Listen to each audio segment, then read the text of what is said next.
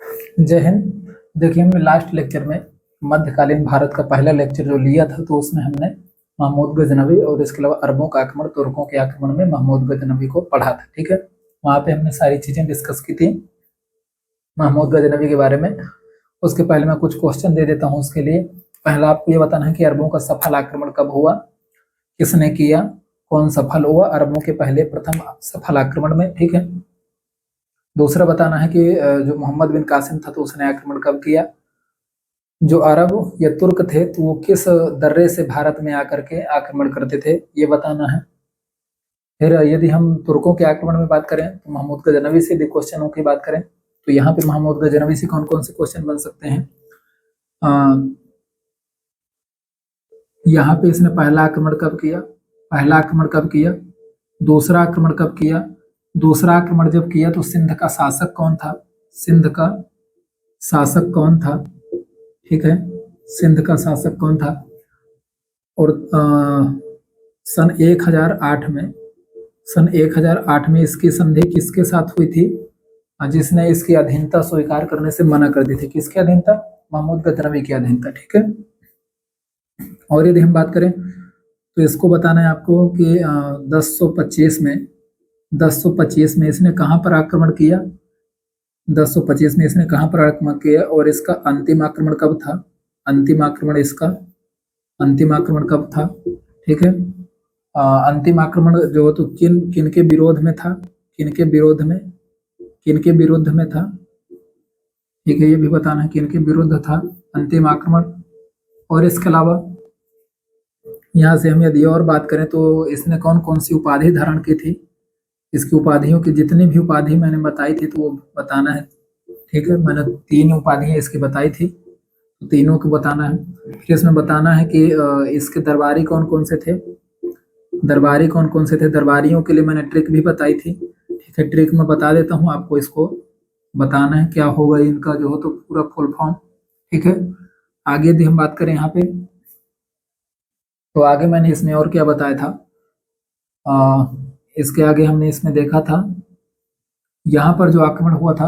हाँ ठीक है, ये हमने हो गया। और इधर पे प्रथम आक्रमण, और इसके अलावा बहुत सारे इसमें से क्वेश्चन बन सकते हैं यदि बनाए जाएंगे। ठीक है, इसमें से हिंदू हिंदू सेनापति जो थे इसके समय पर, हिंदू सेनापति तो कौन कौन से थे, हिंदू सेनापति इसके जो सेना में थे उनके नाम क्या क्या थे, तो ये बताना है। ठीक है, और यदि बात करें तो यहाँ पे जो 1025 में आक्रमण हुआ था तो किस जगह पे हुआ था, किस स्थान पे हुआ था, इसकी मृत्यु कब हुई थी, इसकी मृत्यु कब हुई थी। और ये जो जब शासक बना गजनी का, कहाँ का, गजनी का, उससे पहले, गजनी का शासक बनने से पहले कहाँ का शासक था। ठीक है, गजनी का शासक बनने से पहले ये किस जगह का शासक था, ये बताना है। इसके पिता का क्या नाम था, पिता का क्या नाम था। ठीक है, और यदि हम बात करें तो इतनी चीजें काफी हैं, और कुछ क्वेश्चन आप अपने से जो हो तो देख के बना सकते हैं। ठीक है, तो इतने क्वेश्चनों के आंसर आपको कमेंट करके जरूर बताने हैं। आगे हम जो हो तो आज के लेक्चर को डिस्कस करते हैं मोहम्मद गौरी के बारे में। ठीक है, यहाँ से यदि हम मोहम्मद गौरी के बारे में बात करें तो ये जो गौर वंश था, कौन सा, गौर राजवंश जो था, तो यही जब महमूद गजनवी खत्म हो गया, कौन, महमूद गजनवी के खत्म होने के बाद धीरे धीरे इसका गजनी का जो साम्राज्य था वो क्या हो गया, गजनी के जो शासक थे वो क्या हो गए, कमजोर पड़ने लगे। ठीक है, तो यहाँ पे गौर राजवंश उभर करके आया। ये जो हो तो गौर जो है तो यहाँ पे गजनी के ही अंतर्गत एक छोटा सा क्या था, छोटा सा सूबा था। ठीक है, लेकिन जब गजनी के शासक कमजोर पड़ने लगे तो यहाँ पे फिर गौर राजवंश उभर करके सामने आता है। ठीक है, तो इतनी चीज आपको यहाँ पे याद रखना है। क्या हो जाएगा, गौर, गौर राजवंश से ये था, गौर राजवंश से। ठीक है, कौन, मोहम्मद गौरी। अब इसने ये शासक कब बना, ये शासक बना 1173 में। कब बना, 1173 में। और इसका प्रथम आक्रमण कब हो गया, 1175 में। कहाँ पर हुआ, मुल्तान पर हुआ। कहाँ पर? मुल्तान पर, जो कहाँ पर है इस समय? तो पाकिस्तान के पश्चिमी, उत्तर पश्चिमी क्षेत्र पे, ठीक है, सीमावर्ती क्षेत्र पे, ठीक है। तो ये चीज आपको याद रखना। प्रथम आक्रमण कब किया इसने? 1175 में, ठीक है। दूसरा आक्रमण इसने कब किया? 1178 में किया। और कहाँ पर किया? ये इसने किया गुजरात में। जो तो एक शासक था, कौन? भीम द्वितीय। कौन था? भीम सेकेंड। और इसी का दूसरा नाम क्या था?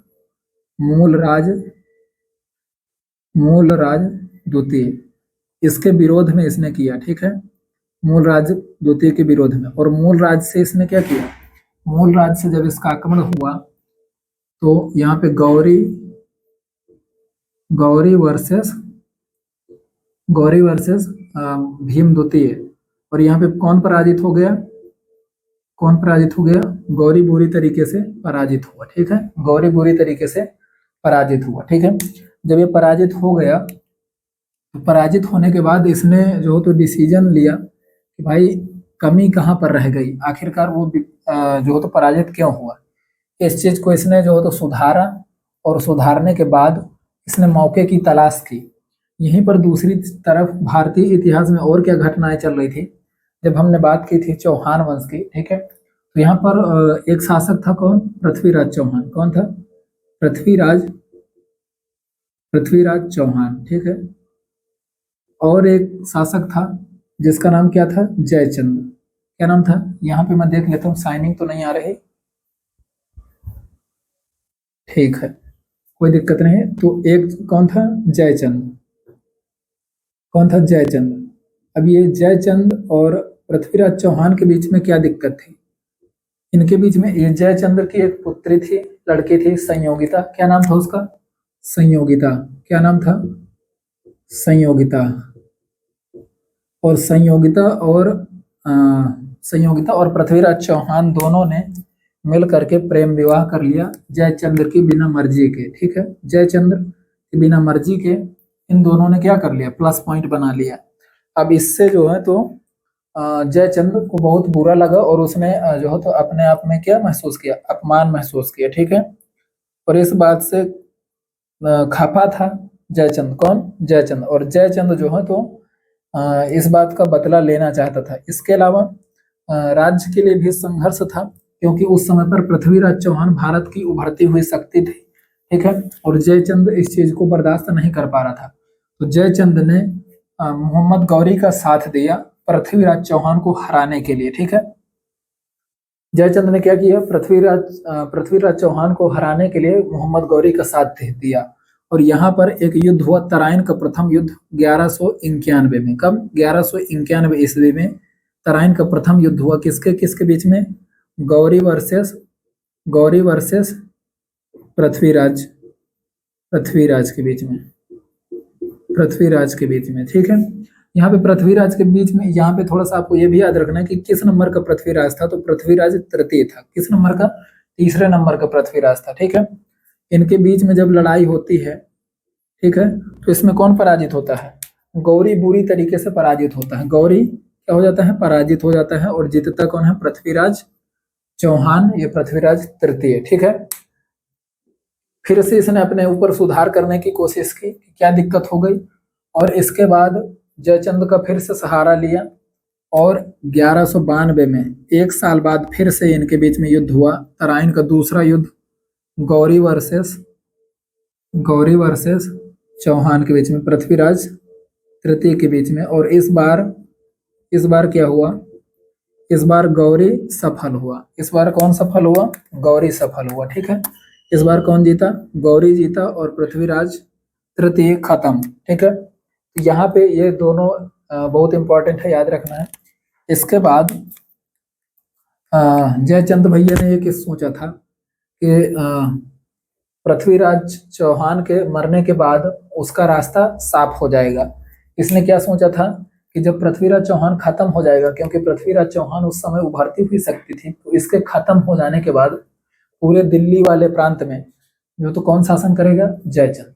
और दिल्ली ही क्यों इतना इंपॉर्टेंट था? क्योंकि दिल्ली में जो शासक उस समय पर बैठ जाता था, ठीक है, पूरी दिल्ली सल्तनत काल जितना भी है, ठीक है, और सल्तनत काल के आसपास का ही ये समय है, सल्तनत काल से थोड़ा सा पीछे का। ठीक है, तो उस समय पर दिल्ली में जो भी व्यक्ति, जो भी शासक बन जाता था, तो ये माना जाता था कि भारत का सबसे क्या है, सबसे शक्तिमान शासक है। क्या है वो? सर्वशक्तिमान शासक हो जाएगा भारत के लिए। ठीक है, तो यहाँ पर जयचंद क्या सोच रहा था कि जयचंद जिस प्रकार से महमूद गजनवी लोग आते थे और आक्रमण करके धन लूट करके वापस चले जाते थे, वैसे ही मोहम्मद गौरी भी करेगा।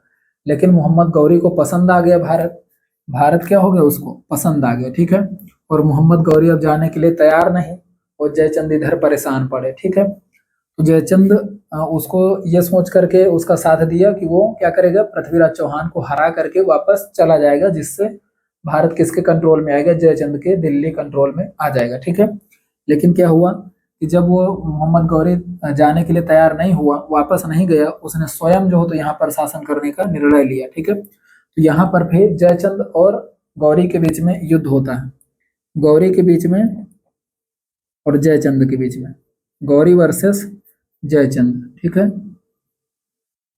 गौरी वर्सेस जयचंद कब होता है? चंदावर का युद्ध होता है। कब होता है? 1194 में। कब होता है? 1194 ईस्वी में। और यहाँ पर जयचंद भैया को भी टपका दिया जाता है। ठीक है, तो जयचंद भैया भी खत्म।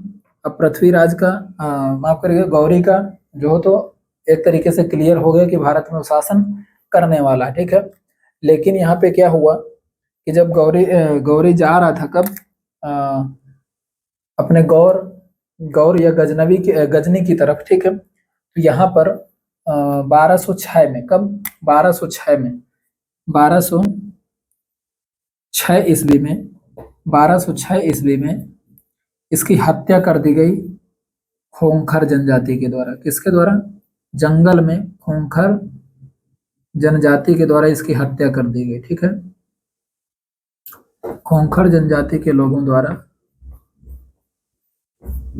इसकी हत्या कर दी गई। ठीक है, इतनी चीज आपको यहाँ पे याद रखना है।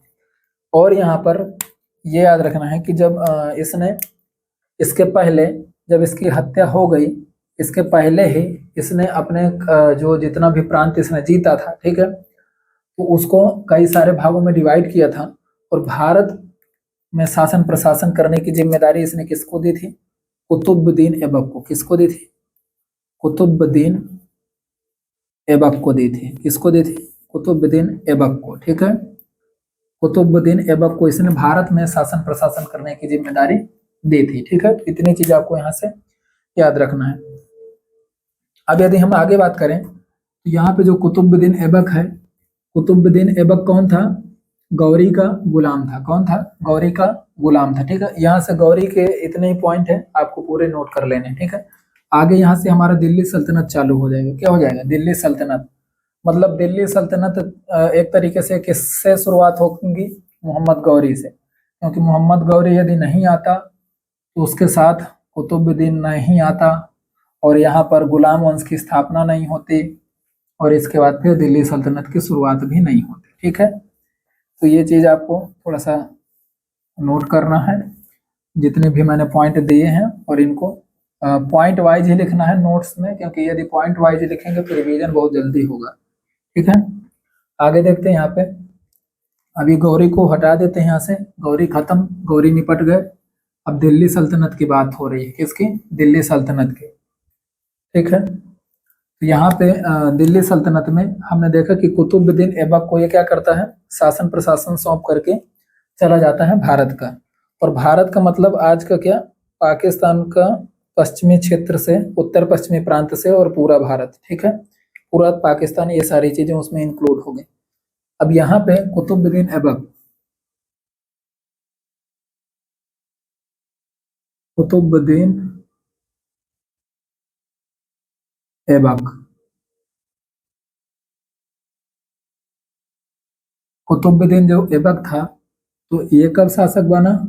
1206 में। कब शासक बना? 1206 ईस्वी में। 1206 ईस्वी में शासक बना। क्या बना? शासक बना। ठीक है, लेकिन इसने, ये कौन था? गुलाम था। ये किसका गुलाम था? गौरी का क्या था? ये गुलाम था। ठीक है, और गुलाम क्या करेगा? गुलाम गुलाम वंश की ही स्थापना करेगा।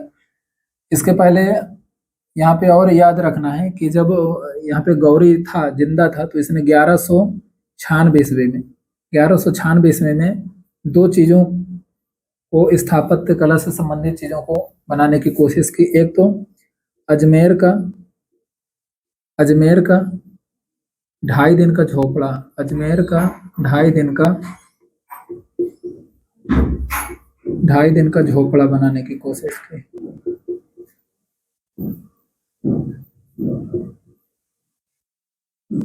और ये कहाँ पर बना? 2.5 दिन का झोपड़ा ये किसकी जगह में, ये किसकी जगह में था? संस्कृत संस्कृत विश्वविद्यालय था। कौन था? संस्कृत विश्वविद्यालय था, उसकी जगह में क्या बना दिया? 2.5 दिन का झोपड़ा। ठीक है।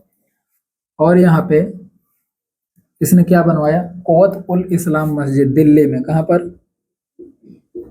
दिल्ली में कुव्वत उल इस्लाम मस्जिद, कुव्वत उल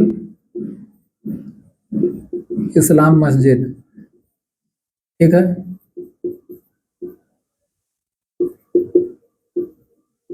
कुव्वत उल इस्लाम मस्जिद का भी निर्माण इसने करवाया। कब? 1196 में। ठीक है। इतनी चीज आपको यहाँ पे याद रखना। अब हम थोड़ा सा गुलाम वंश से बात करते हैं आगे। यहाँ पे देखिए गुलाम वंश, यहाँ पे गुलाम वंश हेडिंग डालना है। इसकी स्थापना कब हुई? 1206 में। कब? 1206 ईस्वी में। ठीक है। किसने स्थापना की? कुतुबुद्दीन ऐबक ने। किसने की? कुतुबुद्दीन ऐबक ने। ठीक है। किसने स्थापना की? कुतुबुद्दीन ऐबक ने। गुलाम वंश ये पता चला होगा क्यों बोलते हैं, क्योंकि कुतुबुद्दीन ऐबक क्या था? गुलाम था। ठीक है। अब यहाँ पे कुतुबुद्दीन ऐबक के बारे में यदि हम बात करते हैं तो ये हमने काफी सारे इसके बारे में पॉइंट देखे। और इसने क्या करवाया? और इसने कुतुब मीनार का, किसका? कुतुब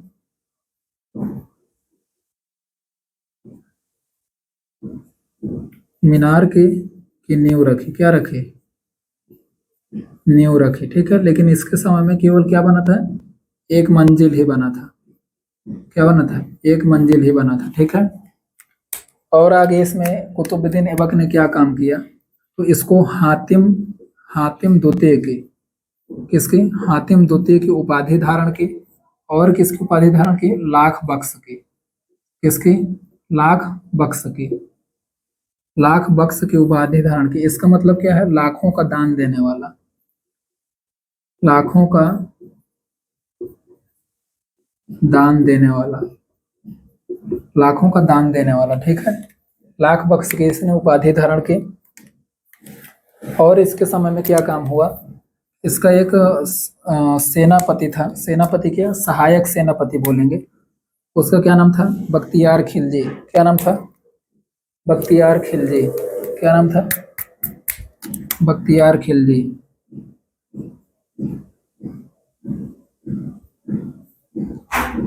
बख्तियार खिलजी। इसने क्या करा? इसने नालंदा विश्वविद्यालय को जला दिया। ठीक है। वहां के पुस्तकालय को,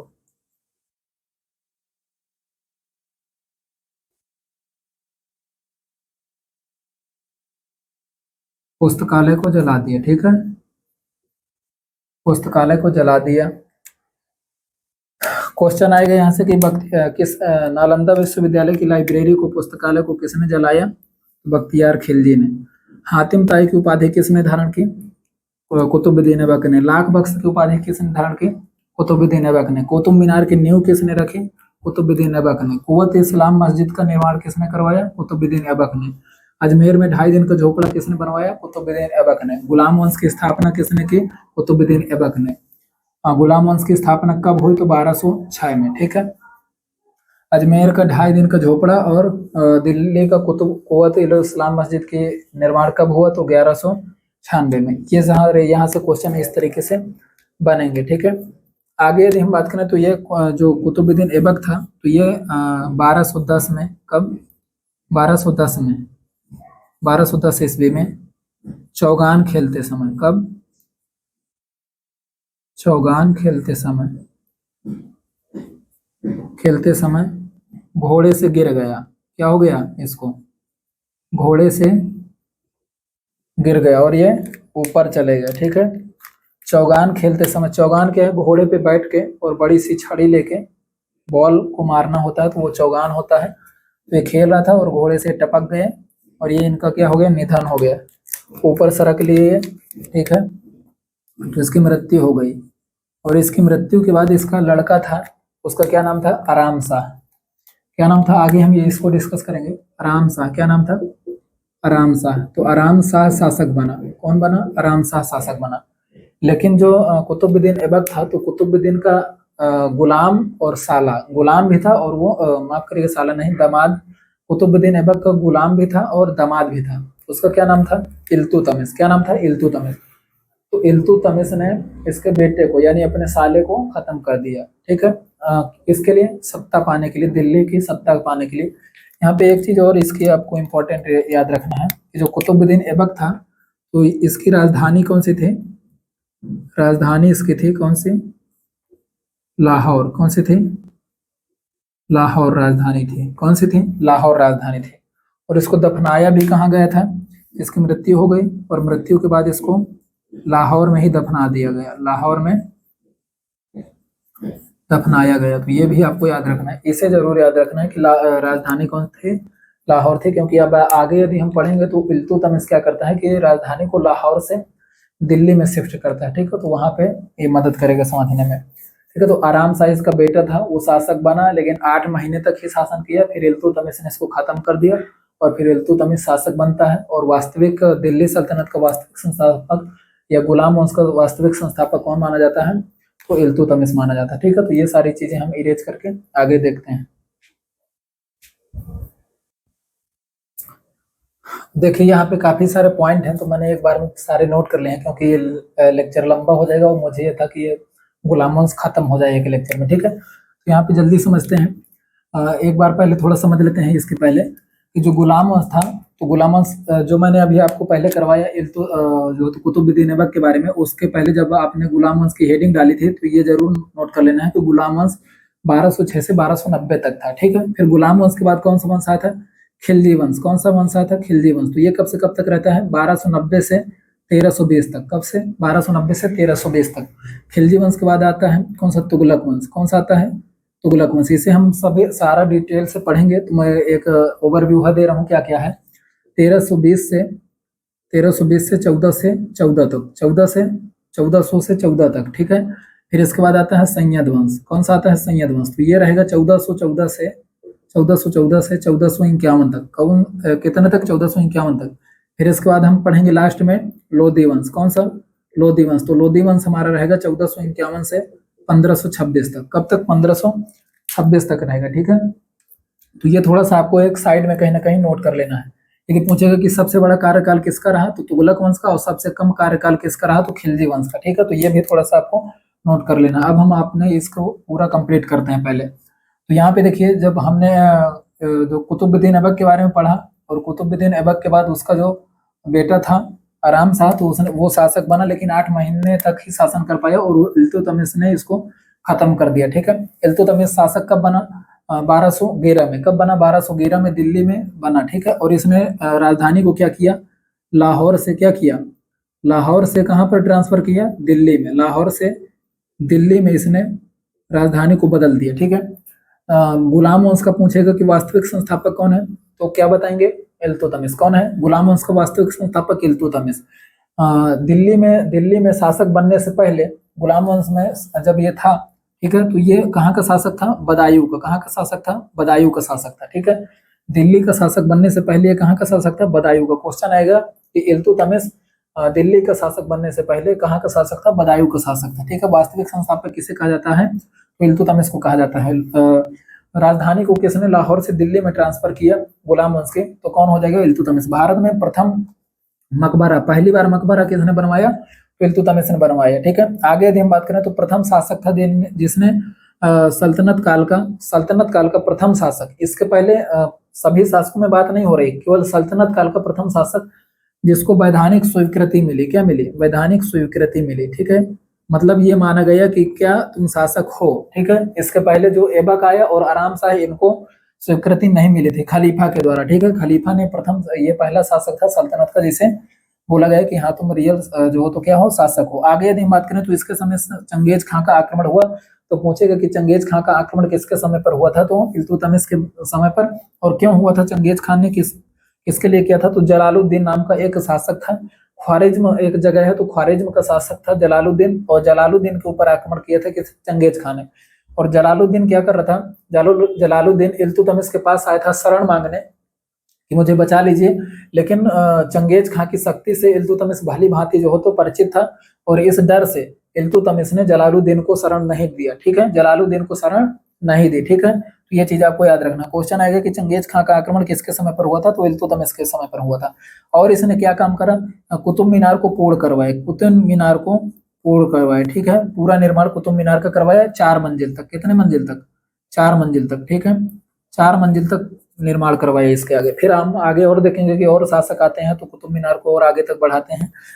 शुद्ध अरबी के सिक्के चलवाए, पूछेगा कि शुद्ध अरबी के सिक्के सर्वप्रथम किसने चलवाए, तो इल्तुतमिश ने चलवाया। चांदी का जो सिक्का था तो उसका नाम क्या था, टका था, और तांबे का जो सिक्का था उसका नाम जीतल था। तांबे का जो सिक्का था तो उसका क्या नाम था, जीतल उसको बोलते थे, ठीक है। तो ये सारे इंपॉर्टेंट फैक्ट है, ठीक है।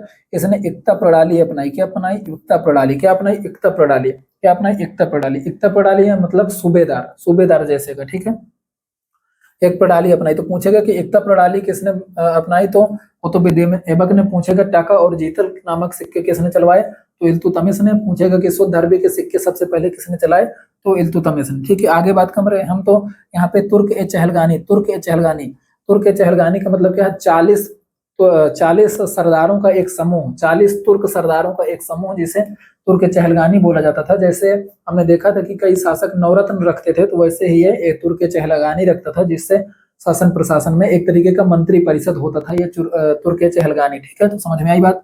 पूछेगा कि तुर्क चहलगानी का निर्माण किसने किया था, तो इल्तुतमिश ने। पूछेगा कि दिल्ली के अमीरों का दमन, दिल्ली के अमीरों का दमन किसने किया, तो इल्तुतमिश ने किया। दिल्ली के अमीरों का दमन इसने क्यों किया, क्योंकि यदि अमीरों का दमन नहीं करेगा तो इसके विरोध में आवाज उठाएंगे और जो है तो शासन प्रशासन में उसकी दिक्कत खड़ी करेंगे। तो इसलिए उसने दिल्ली के जो अमीर थे उनको सर्वप्रथम पहले क्या किया, उनका दमन किया, और इसके बाद ये सारे अपने काम किए। तुर्क चहलगानी, एकता प्रणाली, ये सारी चीजें उसने चालू रखी। आगे यदि हम बात करें तो इल्तुतमिश के बाद इसका बेटा आता है कौन, रुकनुद्दीन। कौन आता है, रुकनुद्दीन। कौन आता है, रुकनुद्दीन। तो इल्तुतमिश के बाद शासक कौन बनता है, रुकनुद्दीन। लेकिन रुकनुद्दीन एक बकलोल शासक था, ठीक है, इसमें कोई दुराय नहीं है। और रुकनुद्दीन की माँ का नाम था शाह तुर्कान। क्या नाम था, शाह तुर्कान। क्या नाम था, शाह तुर्कान। और शाह तुर्कान का बड़ा हस्तक्षेप था शासन में, तो इसलिए शाह तुर्कान के कारण रुकनुद्दीन शासक बना। लेकिन जल्द ही जो हो तो तुर्क चहलगानी के माध्यम से रुकनुद्दीन को खत्म कर दिया गया और फिर शासक बनाया गया रजिया सुल्तान को। किसको बनाया गया, रजिया सुल्तान को। ये नहीं सोचना रजिया सुल्तान इल्तुतमिश की बेटी है, रुकनुद्दीन बेटा है, ये सगे भाई बहन नहीं है, ठीक है। ये दूसरी माँ का है, ये दूसरी माँ की लड़की है, ठीक है। तो इसके बाद शासक कौन बनती है, रजिया सुल्तान। रजिया सुल्तान का यहाँ पे डेट लिखना है कि 1236 से 1240 तक। क्या लिखेंगे, 1236 से 1240 तक, 1240 तक ये शासन करती है, 4 साल तक, ठीक है। इसके बाद रजिया सुल्तान के बाद शासक कौन बनता है, नासिरुद्दीन महमूद। ये अभी हम देखेंगे। नासिरुद्दीन महमूद के बाद बनता है बलबन, और बलबन के बाद जो अंतिम शासक होता है गुलाम वंश का, तो वो कौन होता है, शमसुद्दीन कैक्यूमर्स। तो रजिया सुल्तान प्रथम महिला शासक थी जो सल्तनत कालीन की शासक बनी। क्या बनी, सल्तनत काल की दिल्ली सल्तनत काल की प्रथम महिला शासक कौन थी, रजिया सुल्तान। पूछेगा क्वेश्चन कि दिल्ली सल्तनत काल की प्रथम महिला शासक कौन थी, तो रजिया सुल्तान, ठीक है। इसने क्या किया, पर्दा प्रथा अपने ऊपर लागू नहीं की, ठीक है, पुरुषों की तरह पहनावा इसका रहने लगा, ठीक है। इसने चोंगा और टोपी जैसे जो हो तो धारण करने लगी, ठीक है। और इसके समय में एक याकूत नाम का व्यक्ति था जो आमिर ए आखोर, यानी घोड़ों का जो वो होता था, तो उसमें जो हो तो इसको नियुक्त किया, किसको, याकूत को। यानी घोड़ों के मैनेजमेंट के लिए इसको जो तो नियुक्त किया गया, तो याकूत को। बोलेगा क्वेश्चन में कि अमीर ए आखुर किसको बनाया गया, याकूत को, ठीक है। ये चीज आपको याद रखना। इनके बारे में कई सारे किताबों में गलत फहमियां भी हैं। इतिहासकारों ने ये लिखा कि याकूत और रजिया सुल्तान का अवैध संबंध था, इस तरीके से, ठीक है। फिर यहाँ पे हम यदि बात करें तो अल्तुनिया एक व्यक्ति था जो अल्तुनिया भी एक शासक था एक प्रांत का, ठीक है। अल्तुनिया और रजिया सुल्तान का विवाह हो गया, शादी हो गई। रियल में वास्तव में क्या था कि पहले अल्तुनिया और रजिया लोगों के बीच में विरोध था, बड़ा विवाद था, ठीक है। लेकिन जब तुर्क के चहलगानी के लोग रजिया को पसंद नहीं करने लगे और रजिया को गुलाम बनाने लगे, ठीक है, एक बार गुलाम बना दिया, ठीक है, तो फिर रजिया ने क्या बोला अल्तुनिया से कि अल्तुनिया उसको हेल्प करे, रजिया को हेल्प करे, और फिर रजिया उसके साथ विवाह करेगी, क्योंकि रजिया बोलते हैं कि रजिया बड़ी खूबसूरत थी, ठीक है, तो इसके कारण कई सारे लोग इस पे जो तो विवाह करना चाहते थे। तो अल्तुनिया को भी इसने अपने मोह जाल में फंसाया और बोला कि मैं आपसे विवाह करूंगी, पहले जो तो मुझे इस जेल से निकालो, ठीक है। तो इसको अल्तुनिया के माध्यम से जेल से बाहर निकले, और इसके बाद फिर इन्होंने दोनों ने शादी की, ठीक है। लेकिन फिर इन्होंने सत्ता प्राप्त करने की कोशिश की, किसने? रजिया ने, क्योंकि रजिया को जो तो उतार करके तुर्क के चहलगानी ने दूसरे लोगों को शासक बनाया, ठीक है। यहाँ पे क्या हुआ कि जब रजिया सुल्तान फिर से जो तो शासक बनने की कोशिश कर रही थी, तो 1240 में कैथल नामक जगह पर अल्तुनिया और रजिया की हत्या कर दी गई अज्ञात लोगों के द्वारा, ठीक है। कैथल नामक जगह पर अल्तुनिया और रजिया की क्या कर दी गई? हत्या कर दी गई 1240 में, ठीक है। ये चीज आपको यहाँ पे याद रखना है। आगे यदि हम बात करें रजिया की हत्या क्यों हुई, क्योंकि रजिया जिस तरीके से तुर्क के चहलगानी सोच रहा था, तुर्क के चहलगानी के लोग सोच रहे थे कि इस तरीके से रजिया उनके हिसाब से शासन प्रशासन करे, तो रजिया वैसा नहीं कर रही थी, और रजिया अपने हिसाब से शासन प्रशासन को चलाने के लिए जो तो काम कर रही थी, ठीक है। तो इस चीज से तुर्क के चहलगानी को हस्तक्षेप करना पड़ा, ठीक है। नासिरुद्दीन महमूद की बात करें तो नासिरुद्दीन महमूद एक ऐसा शासक था जो कठपुतली था। किसका कठपुतली था? बलबन का, ठीक है। तो इसने क्या करा कि जो तो बलबन को एक प्रमुख पद पर बिठा दिया नासिरुद्दीन महमूद ने, क्योंकि जो नासिरुद्दीन महमूद था तो ये बलबन की सहायता से ही शासक बना था, और बलबन वास्तव में देखें तो ये तुर्क के चहलगानी का एक सदस्य था पहले, लेकिन इसने अपने जो तो तर्क से और बुद्धि का प्रयोग करके बलबन धीरे धीरे धीरे धीरे एक बहुत बड़े पद पर पहुंच गया, और वो शासक के, राजा के, जो तो सुल्तान के एकदम से करीब में आ गया, और एक समय ऐसा आया कि सुल्तान उससे नीचे हो गया और बलबन ऊपर हो गया। बलबन जो तो कई सारे लोगों को शासक बनाता है इस बीच में, ठीक है, लेकिन वो इम्पोर्टेंट नहीं है तो हम उन्हें नहीं देख रहे हैं। तो इसी बीच में फिर नासिरुद्दीन महमूद को भी बलबन ने शासक बनाया, और यहाँ पर जो तो आगे हम यदि देखें तो नासिरुद्दीन महमूद एक कठपुतली बन करके रह गया बलबन का। तो यहाँ पर ये बोला जाता है कि जो नासिरुद्दीन महमूद था तो इसने टोपी सिलकर, क्या टोपी सिलकर प्लस क्या किया? कुरान की आयतें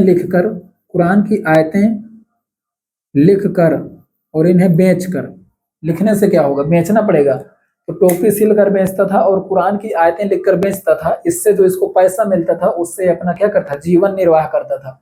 तो क्वेश्चन सीधा सा आएगा कि गुलाम वंश का कौन सा शासक था जिसने अपना जीवन निर्वाह टोपी सिलकर और कुरान की आयतें लिखकर किया? तो नासिरुद्दीन महमूद, ठीक है। एक ही क्वेश्चन यहाँ से आएगा, ठीक है। दूसरा क्वेश्चन यहाँ से ये आ सकता है कि जो बलबन था तो इसने उसको उलूग खां की उपाधि दी थी, आगे यहाँ पे लिखा है, ठीक है, तो ये आ सकता है। तो यहाँ पे देखें बलबन इसके बाद शासक बना। नासिरुद्दीन महमूद को बलबन ने क्या कर दिया? जहर दे दिया।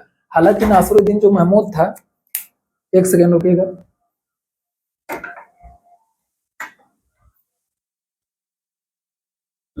नासिरुद्दीन जो महमूद था तो नासिरुद्दीन महमूद बलबन का दामाद भी था। बलबन का क्या था? दामाद भी था, बलबन का दामाद था। लेकिन इसके बावजूद भी नासिरुद्दीन महमूद को इसने क्या दे दिया? पॉइजन, जहर दे दिया, और नासिरुद्दीन महमूद खत्म हो गया, ठीक है। इसके बाद फिर शासक कौन बना? बलबन बना। कौन बना? बलबन, ठीक है। और बलबन का जो पुराना नाम था तो वो क्या था? बहाउद्दीन। बलबन को बहाउद्दीन के नाम से भी जाना जाता था। तो क्वेश्चन सीधा सा आएगा कि बहाउद्दीन के नाम से किसे जाना जाता था? तो बलबन को। ये पूछेगा कि बलबन का दूसरा नाम क्या था? तो बहाउद्दीन, ठीक है। तो ये चीज का आपको याद रखना है। जब बलबन शासक बना तो इसने तुर्क के चहलगानी को खत्म कर दिया। तुर्क के चहलगानी को खत्म कर दिया। क्यों खत्म कर दिया? आपको यहाँ पे थोड़ा सा कॉमन सेंस का भी यूज करना है कि तुर्क के चहलगानी जो है तो इसमें सारे तुर्क जो तो लोग हैं और 40 लोग हैं। बलबन तुर्कों चहलगानी से ही उठ करके शासक के जो तो सुल्तान के पद पर पहुंचा है, और इस चीज का विरोध कर सकते हैं तुर्क के चहलगानी के लोग, तो उसने सबसे पहले तुर्क के चहलगानी को ही खत्म कर दिया, ठीक है। और इसने क्या किया? जो दिल्ली के और जो अमीर लोग थे जो इनका विरोध कर सकते थे बलबन का, उनको भी इसने खत्म करने का, कंट्रोल करने का प्रयास किया। यहाँ से क्वेश्चन आएगा कि सीरी नामक नगर की स्थापना किसने की? तो किसने की? बलबन ने की। किसने की? बलबन ने की। फिर इसने एक प्रथा लागू की, सिजदा एवं पैबोस। सिजदा एवं पैबोस, सिजदा एवं पैबोस। सिजदा और पैबोस में क्या होता था कि जिन लोगों को बलबन से मिलना होता था वो जाते थे और बलबन के पैरों को चूमते थे, ठीक है, और इसके बाद जो तो बलबन उनसे मिलता था, ठीक है। तो सिजदा एवं पैबोस ये सब बलबन क्यों कर रहा है? क्योंकि वो सुल्तान की गरिमा को बढ़ाना चाहता है लोगों की नजर में, ठीक है। जब लोग जाएंगे और उनका पैर चूमेंगे सुल्तान का, तो इससे क्या होगा? जो सुल्तान होगा उसके जो हो तो क्या होगा, उसका जो कद होगा वो और बड़ा होगा लोगों के नजर में, ठीक है। तो इस चीज के लिए वो क्या करने का प्रयास कर रहा है? ये सब सिजदे एवं पैबोस जैसी प्रथा को लागू कर रहा है, ठीक है। आगे यदि हम बात करें तो इसने नवरोज प्रथा को स्थापित किया। क्या किया? नवरोज प्रथा को स्थापित किया, ठीक है।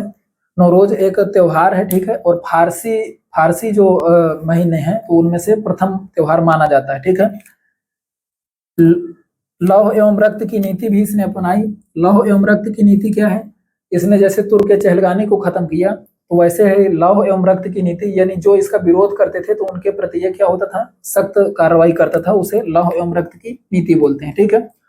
आगे यदि हम बात करें तो इसने उलूग खां की उपाधि दी। किसने दी इसको उलूग खां की उपाधि? यहाँ मैंने आगे देखा था कि नासिरुद्दीन जो महमूद था, जो इसका दामाद भी था बलबन का, इसने इसको उलूग खां की उपाधि दी थी, ठीक है, जब ये नासिरुद्दीन महमूद शासक था, टेम्परेरी शासक था, ठीक है।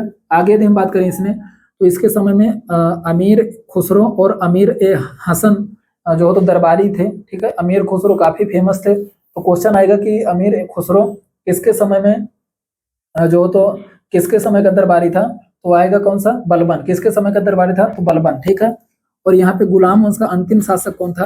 तो शमसुद्दीन कैक्यूमर्स। कौन था? शमसुद्दीन कैक्यूमर्स। शमसुद्दीन कैक्यूमर्स कौन था? शमसुद्दीन कैक्यूमर्स, ठीक है। तो ये हमने गुलाम वंश काफी तेजी से जो तो खत्म किया, और ये यहाँ पे लास्ट था। इसके बाद हम जो कल लेक्चर चालू करेंगे तो उसमें से आएगा खिलजी वंश, ठीक है। तो आज के लिए इतना ही रखते हैं। जय हिंद।